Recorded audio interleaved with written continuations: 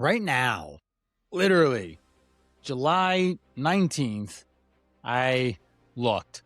Top health questions are getting typed into Google by men about your age, and more than anything else, these are the top questions that are getting asked. And some of the top answers are wrong. One of them, the answer was actually comes from a study that was already debunked. You know the moment, it's 11 at night, your knees still hurt from squats, your gut feels like it's about to blow up. You open your phone and type a question in, and you get 6 different answers from 6 random sites, or AI mode is turned on now, right? Today we fix that.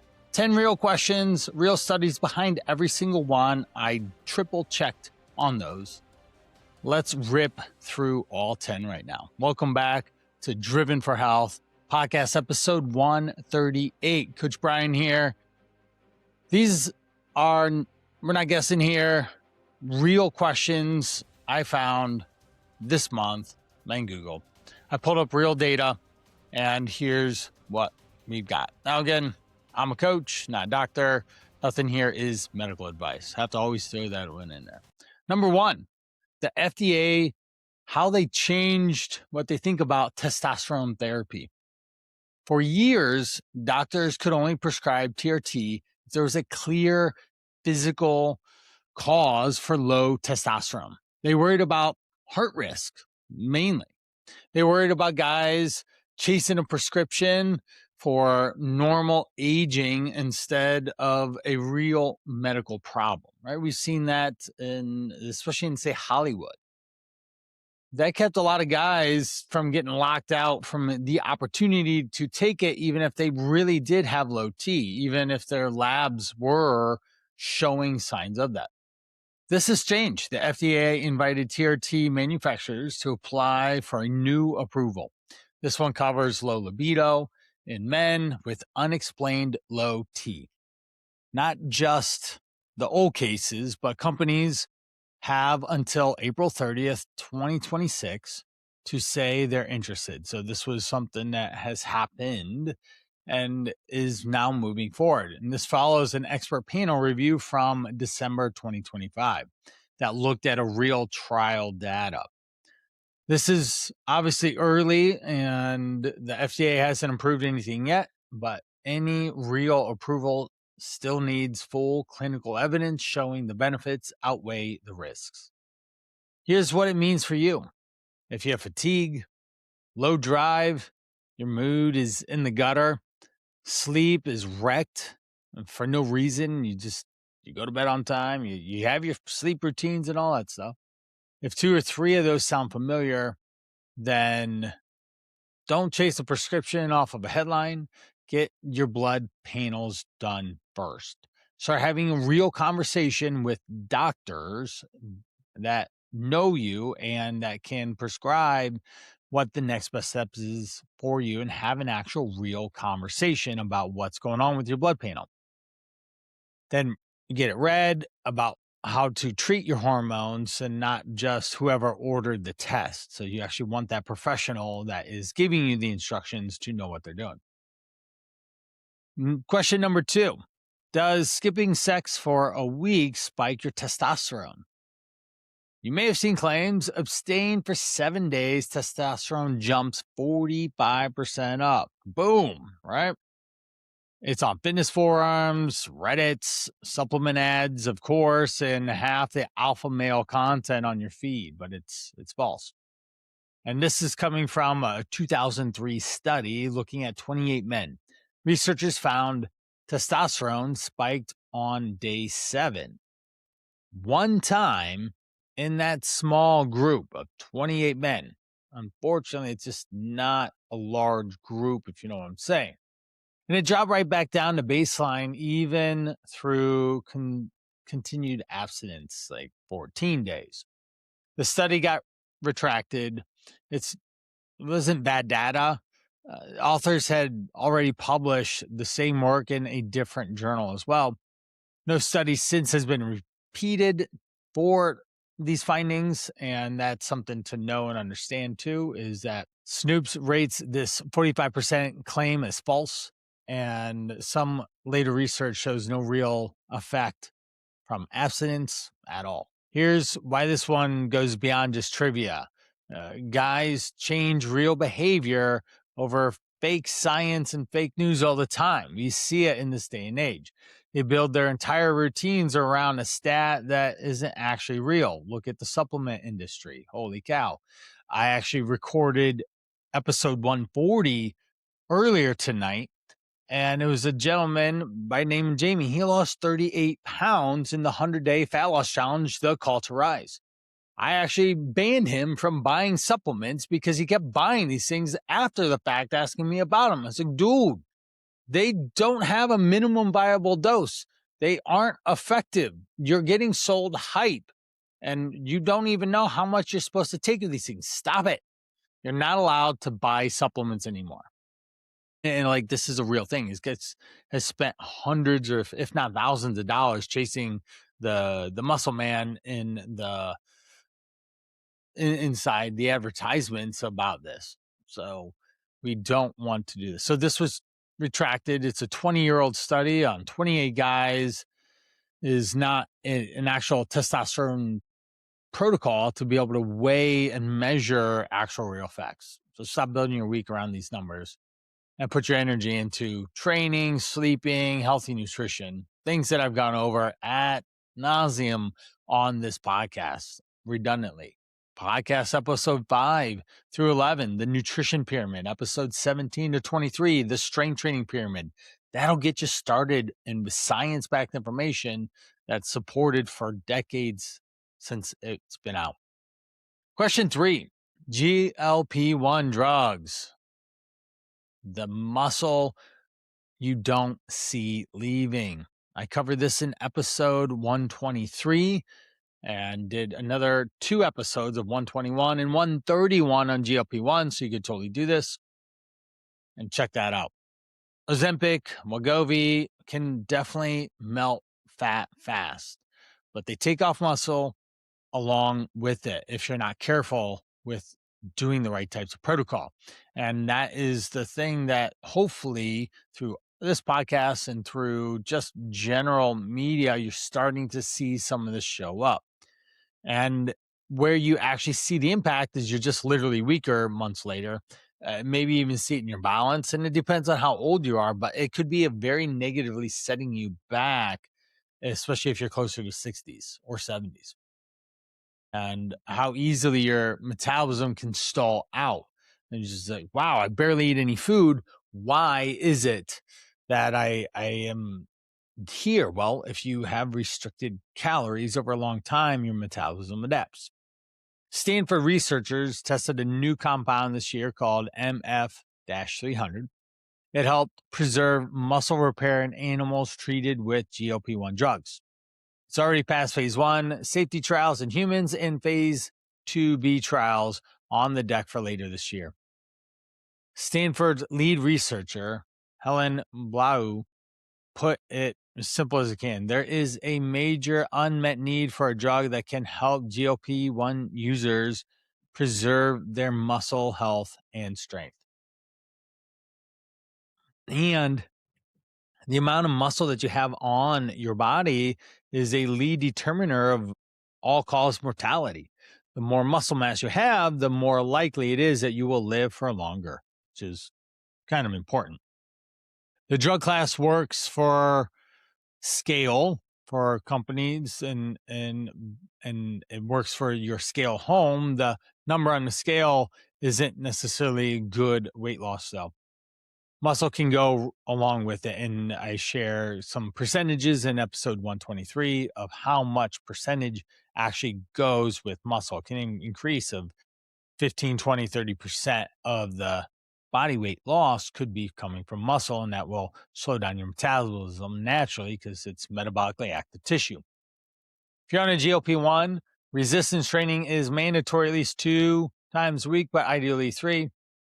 Guys, you should be eating a minimum 150 grams of protein or more, probably a lot more if you are on a GLP. GLP-1, and you'll have to push through some of the appetite suppression and just get it in anyways. Again, listen to episode 121 or 123 or 131 for a little more detail on GLP-1s. I broke it down, followed a lot of science-backed information there too. Question 4. Your beer belly comes from more than just beer. Researchers with the Oxford Biobank tracked alcohol intake against visceral fat in almost 6,000 adults. That's a sizable study. That's the fat. The visceral fat is wrapped around your organs, not just the fat under your skin. That's subcutaneous fat. It's the kind of fat, the visceral fat, that's linked to heart disease, insulin resistance, high cholesterol, high blood pressure. Men who drank about twice as much each week carried over 10% more visceral fat than men who drank less. And this holds up even after adjusting for age and activity level in this study. It's not just calories in a can. The heavier drinks specifically push fat toward the dangerous kind. So the higher calories and heavier the drink will start to do that. The kind that where your heart and your liver are affected. Two guys can drink the exact same calories in a week and end up with different fat depending on how those drinks are spread out and how heavy your patterns of behaviors around alcohol actually works. Cut 2 drinks out a week before you touch anything else in your diet. That simple change will move the needle and possibly the scale, but even more than it might expect in other ways, especially around visceral fat. This is the fat doing the real damage and more than just the scale weight of it all, because the more visceral fat you have on your body, the more likeliness that you will not do well. Episode 119 goes in a lot about fat loss after 40. There's so many of them. Episode number 2 goes on how fast can I lose fat in a sustainable way, if you want to go through some of those processes. Now, number 5, the 3-3-3 gym rule. Is it smart or is it just trending? This was really interesting. I was like, what is this? Well, it's been searched a lot. It's 3 days lifting, 3 days cardio, 3 days rest. It's all over social media and we see it a lot, and it's like a brand new discovery. That's what it's being dressed up as. Here's the surprise. It's not far off from real research. The American College of Sports Medicine released new resistance training guidelines this year. It's their first update in 17 years, and it's built around a meta-analysis, 137 studies covering more than 30,000 people. Again, lots of science and lots of people in this situation. Their number was train each major muscle group at least twice a week, about 10 sets per muscle group weekly if you're chasing growth. Do it twice a week, stay consistent. That beats any complicated split you see online. The trend reinvented something that has already existed, and just consistency over time beats complexity. And that's what is really important about this. So the good news is if you need a simple exercise, we do push-pull legs, then 3 days cardio, then 3 days rest. You'll be more than able to do it.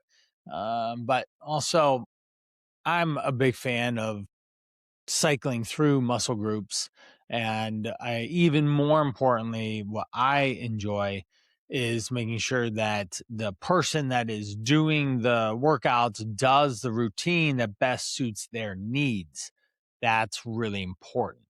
And their circumstances, their situations, their experience, those are all really important things. So I want to take a quick moment here before we keep moving. We're halfway through. If today you're listening in and you have questions about your own health, well, I have the Health Hot Seat. This is a place where you can come on to the podcast and get real questions answered by yours truly.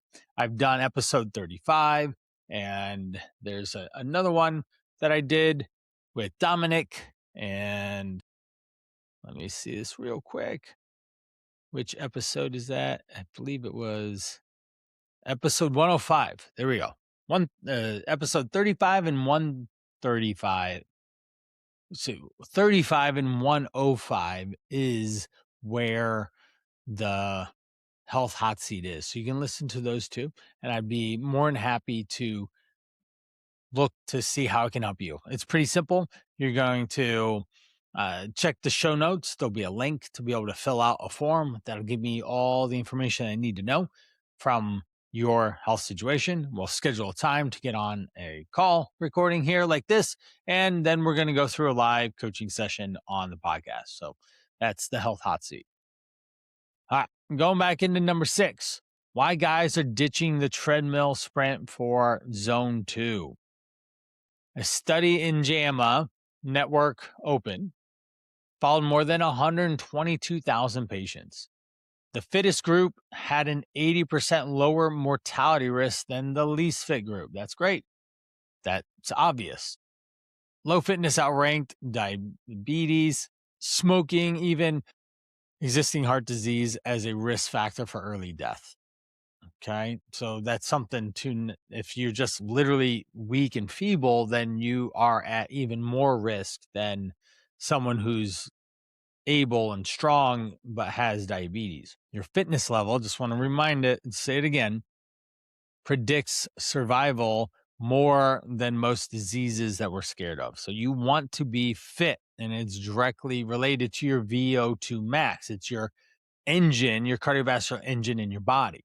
So it's important to be efficient with how your body moves oxygen and the more ability to move more oxygen. So I've got a client that I've talked about in the past. Neil is 44 years old. He's in business. He's got 3 kids, 6 months. He could barely move up a ladder, working with his legs because they were burning, and climbing stairs was out of breath. And we started doing some zone 2, 30-minute rides on a bike. It's just really an easy pace, and it's the type of pace that you can actually hold your breath to. And as we progress, we're able to move that up to obviously more distance, more time, and he's able to keep up and not have to experience these issues that were causing him aches, pains, and challenge earlier on. Now, you can add 2 30-minute zone 2 sessions a week at a conversational pace. Let's say a 6 or 7 out of 10, 5, 6, 7 in that range. It's just, you just got to keep going. I did a 20-mile run today. I talked about it a little bit, but I'm running a marathon. My oldest son challenged me, Levi, to the Akron Marathon. It's September 27th, and it's 68 days from now. And I have to start ramping up. So I ran 20 miles. It was very much a zone 2. I could easily have a conversation. I just knew I needed to check the box. I wasn't even sure if I was going to do this late night recording, but here we are. I still have energy somehow. And here we are. So I'm doing it. And the zone 2 stuff is helping out. I also have a desk bike setup where I actually work on my computer and I bicycle in more of a zone 2. So heart rate from my watch is in the 120, 130 range roughly. And at 43, that's kind of zone 2. Number 7, fiber maxing. We've heard this maxing with a double X. the nutrition trend that's backed by real data. Let's talk about this. The American Society of Nutrition found only 5 to 10% of men actually hit their recommended fiber intake. Most guys are getting half of that they need in a day. The real number, it's 14 grams per 1,000 calories of how much you're consumed there. So that's super important. If you're eating 2,000 calories, then we're at 28 grams. And then if we're at 2,500 calories, then we're adding an extra. So that would be 35 grams. So we're talking about, I always tell guys that they should be aiming for a minimum of 30 a day. And you're going to get fiber from mainly 2 to 3 grams at a time from most fruits, vegetables, and starchy carbs. Certainly there's some outliers. in a sense. And I have a fiber PDF. If you're interested, it lists 50 top fibrous foods. So you can start to pick those out. You can just email me, Brian at brianprana.com, and I'll send it over. Pretty simple. I don't have a landing page. I don't have anything. I'll just send it to you. It's something I give my clients all the time. So that's something that's really important. And we want to make sure that you are eating enough. And we don't need to eat kale. It's beans, oats, berries, broccoli, cauliflower, peppers, onions, tomatoes, things like that. And this is a good thing because fiber slows digestion in a good way. It feeds your gut bacteria, probiotics, like say garlic. It's a prebiotic. It's onions, prebiotic. These are things that you want to eat so that your gut health is happy. And it keeps your blood sugar levels stable throughout the day. That paired with protein is a classic win of the protein fiber foundation rule that I have is where's the protein? Where's the fiber? Those are two questions that you need to answer when it comes to building your meals. All right. And you'll eat less calories in a day and you'll have more energy, especially in that midday 3 p.m. time. We want to add one fiber source to 2 meals a day this week. All right. So pay attention to that and make sure that you don't just fiber max or anything like that. The other thing would be to don't rely on just the high fiber wraps and the bars and all that stuff. We want to eat whole foods. That's the point, to get a lot of nutrition in there as well. All right. Question 8, what your smart ring or watch is telling you. The American College of Sports Medicine 2026 trend report looked at fitness focused users. 70% of them now use data like HRV, sleep, and recovery scores to guide their training. This is interesting, and it's a big shift from 5 years ago. I remember HRV, I didn't even know what it was. And then this was back in 2013 when I discovered it. 2014, we started using it.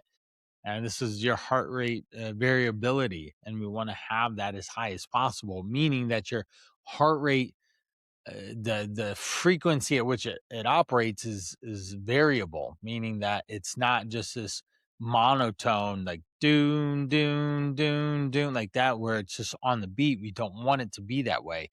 We want it to be very boom, boom, boom, boom, boom. But you want this variation in that because that means that your heart is healthy. So just explaining what that is. So this is a big shift. The catch, the data is only as good as what you do with it. Bad sleep score should change your workout if it is really bad. But also we want to make sure that we don't associate with whatever this number is on this app or the watch as well. We have to evaluate that and constantly reassess that. And sometimes you get so locked into whatever the readiness score is that you actually skip training days, even if they felt fine. And that's a challenge too. I actually was doing a lot of analyzing on my watch and I ended up just stopped doing it because it didn't give me the valuable feedback that I thought I thought it was going to, or that I needed to know and understand. But at the very least, you can pick a sleep or your HRV as one metric and then just pay attention to it so that you can recover, or your bio battery, and pay attention to that. Number 9, the blood tests. Biohackers run that your annual physical just passes up.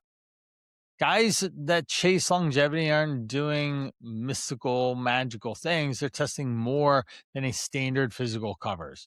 Things like DEXA scans, which show your real muscle to fat ratio. Continuous glucose monitors. They're tracking the variations of glucose in their blood and how fast it recovers when you eat a meal. They track your blood sugar levels all day, and they don't have to get poked at the doctor's office. They are looking at expanded hormone panels that go pretty deep, much more than the basics. And if you ever go into the doctor, then you do want to pay attention to that. Let me see if I can find it real quick. Episode 49, I did 13 questions you should absolutely be asking your doctor every time that you go in there. Now, in Hone Health's 2026 longevity survey, found these tests on longevity-focused providers recommend most, and none of them require private clinic membership to access. All right. Now, we do want to pay attention to, again, this is a telehealth longevity company surveying doctors in its own private network, not an independent or peer-reviewed body. So just throwing that out there. The direction of the claim holds up against other 2026 longevity trend coverages, but it's a company survey, not a clinical research study. So just want to throw that out there. You do want to go to the doctor, and you do want to have blood panels ran at an appropriate amount of testing that needs done on a deeper level, not just cover one thing. All right. And you don't need all of them either, because a normal blood panel doesn't necessarily mean it's not optimal. We just don't need 150 things tested per se, but we do need them regularly tested. And that's probably the bigger thing, is even basic hormone and metabolic panels tested once a year, and you sit down with a doctor that understands the numbers, then you can actually have a understanding of what is happening in your body. Question 10, why men don't talk about the mental health aspect. And this is something that, guys, I've talked about it. We shared it on a variety of different podcasts. I want to say 73 was a big one. Let me double check here. I've got my list. Episode 73, yeah, with Andy Grant. We talked a lot about mental health there. And it's very important to understand. Even episode 135 talked about a lot of mental health with Nikki Billou.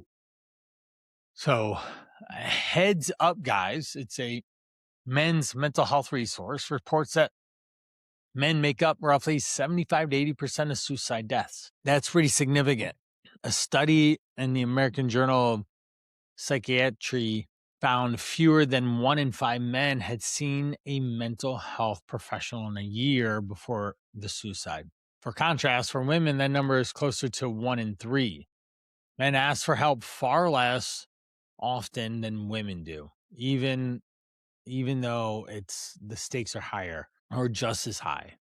Guys will fix their diet, they'll fix their lifts, they'll get their labs checked. They skip the one thing that is focusing on all of it.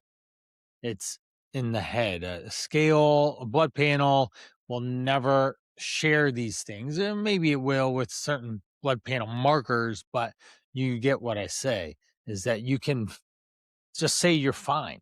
And that's a big problem. You need to make sure that you are getting the support, the community, the direction that you need to improve your quality of life. All right. I'm not doing great. It's a simple sentence that you can allow you to then be open and more aware of men's mental health. And that's some undertone of this whole podcast, Driven for Health, in the first place, is to help you better understand how to put yourself forward first. So find an actual qualified person that can help you work through some of the challenges that you're facing so that you can live a fun, experience-driven life, that you add value to the world, that you see value in yourself. Here we go. Wrapping it up. We have 10 things, real studies behind them. They'll be in the show notes. Here's what I want you to pay attention to. The news are always cycling different things every week. New drugs, trends, FDA updates. But the bottom line are the basics of what you need to be doing. Picture your phone at 3%. You don't wait for it to die before you plug it in. You charge it every day before you need it. Same thing that should be happening with the core 4 that I have. We have training and movement. We've got food, nutrition. We've got sleep. We got hydration. These things need done every day. And the podcast offers a lot of those. If any of these are questions that you are typing in and trying to figure out. This is really good. I hope that this was helpful for you and cleared some things up. So we covered a couple of things like fiber, low testosterone, men's mental health, all very important. If I can help you in any way, I would love to. I've got a couple resources that could be useful for the nutrition. I have the lose 3 pounds in 3 days. The link will be in the show notes. A very simple, easy protocol to follow that will allow you to align with what your health goals are and nutrition goals and teach you the basics of what I teach my guys in the Call to Rise. We've got that. If you actually want implementation of the things that you need to do and figure out how to do it into your everyday life, that's great. We've got a couple pillars that I work off of. The call, which is your identity of being the best version of yourself, for you most importantly, but the people around you. We've got the forge, which is the exercise, the movement piece. Have an individual program, exercise routine that is designed just for you. We have the fuel. Eat the right foods at the right times in the right amount, so we burn belly fat and build muscle along the way. The code is your mindset, the way you think about and perceive health, nutrition, fitness, lifestyle, time management, stress management. It's much more than just, I'm going to learn to eat healthier. There's so many more layers, and there's so many testimonials throughout this podcast that share that. And then finally, a brotherhood of doing it around like-minded guys that are driven and very successful in a lot of different ways, but they struggle in their health, being 20, 40, 80 plus pounds overweight and struggling with chronic illness. We can work on that. We can help. And most guys, especially in the take care of themselves category, don't have any solid examples or basis. Well, use me. I'm the team lead and I rise all boats around me. So you check out the website, thecall2rise.com. And lastly, if this podcast resonates, leave a review on Apple, Spotify. That'd be so helpful so we can spread the word and share it with someone who needs this podcast so they can get better. That's it for Driven for Health podcast. I appreciate you coming, listening, and participating with me here. Thank you.